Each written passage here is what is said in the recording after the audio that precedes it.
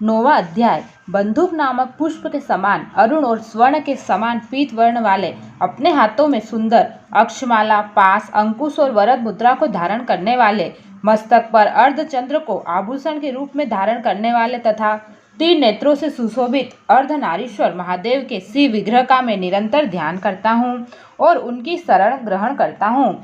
ओम राजा ने कहा, हे भगवान, आपने रक्त बीज के वध का चरित्र मुझसे कहा। इसके उपरांत क्रोधित शुंभ ने क्या किया, अब यह सुनना चाहता हूँ। ऋषि बोले, हे राजन, रक्त बीज की मृत्यु और अपनी बहुत सी सेना का विनाश होते देख निशुंभ देवी पर आक्रमण करने के लिए दौड़ा। उसके साथ असुरों की प्रधान सेना थी और उसके आगे और पीछे पार्श्व भाग में बड़े बड़े असुर योद्धा थे। महावीर शुंभ ने भी अपनी सेना सहित बड़े क्रोध में भर चंडिका देवी को मारने आया। तब चंडिका देवी के साथ शुंभ और निशुंभ का भयंकर संग्राम हुआ। उन असुरों ने मेघों की वर्षा के समान बाणों की वर्षा की। उनके द्वारा छोड़े गए बाणों को चंडिका ने अपने बाणों से काट डाला और अपने शस्त्रों की वर्षा कर उन असुरों को घायल कर दिया। निशुंभ ने तीक्ष्ण खड्ग और चमकती ढाल से देवी के सिंह पर मस्तक पर प्रहार किया। देवी ने अपने वाहन को आहत दे क्षुरप नामक तीक्ष्ण बाणों से निशुंभ की तलवार और ढाल को काट दिया। ढाल तलवार के कटते ही निशुंभ ने शक्ति चलाई तो देवी ने अपने चक्र से काटकर उसके 2 टुकड़े कर दिए। यह देखकर निशुंभ ने और भी अधिक क्रोधित हो देवी को मारने के लिए शूल फेंका, जिसे देवी ने मुक्के से चूर चूर कर दिया। फिर उसने गदा घुमाकर चंडिका पर फेंकी, परंतु देवी ने उस गदा को त्रिशूल से काट दिया। तत्पश्चात निशुंभ को फरसा लेकर आते देख देवी ने बाणों से प्रहार किए तो मूर्छित होकर पृथ्वी पर गिर पड़ा। उस महान बलशाली निशुंभ को पृथ्वी पर गिरा देख शुंभ अत्यंत क्रोधित होकर अंबिका को मारने दौड़ा। वह रथ में बैठा उत्तम आयुषों से सुशोभित अपनी 8 बड़ी बड़ी भुजाओं से आकाश को ढके हुए था। निशुंभ को आते देख देवी ने अपना शंख बजाया और धनुष की टंकार कर बड़ा ही दुस्सह शब्द किया। साथ ही अपने घंटे के शब्द से, जो कि संपूर्ण दैत्य सेना के तेज को नष्ट करने वाला था, संपूर्ण दिशाओं में कंपायमान कर दिया। तत्पश्चात देवी के सिंह ने भी अपनी गर्जना से, जिसे सुनकर बड़े बड़े बलवानों का मत चूर्ण हो जाता है, आकाश, पृथ्वी और 10 दिशाओं को पूरित कर दिया।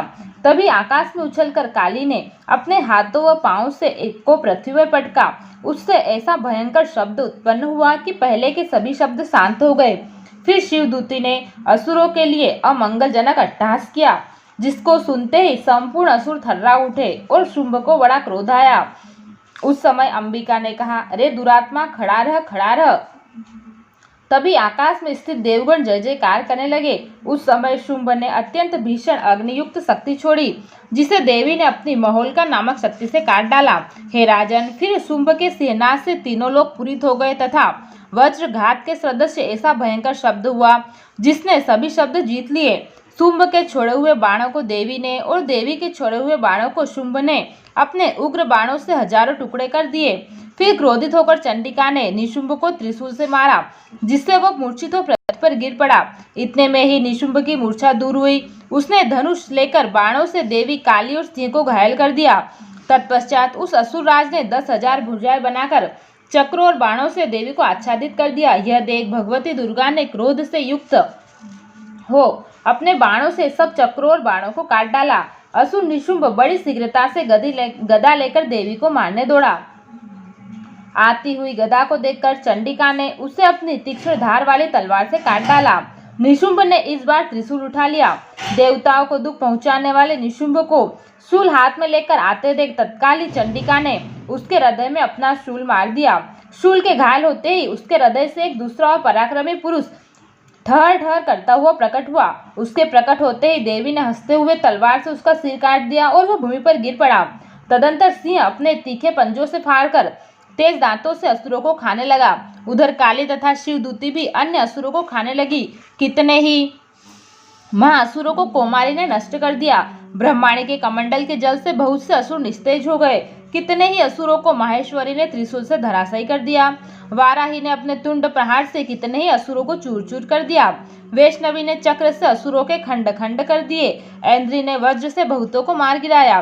कुछ असुर तो मारे गए, कुछ संग्राम के भय से ही मर गए, कुछ काली, सिंह और शिवदूती के ग्रास बन गए। श्री मार्कंडेय पुराण के देवी महत्व में निशुंभ वध नामक 9वां अध्याय संपूर्ण हुआ।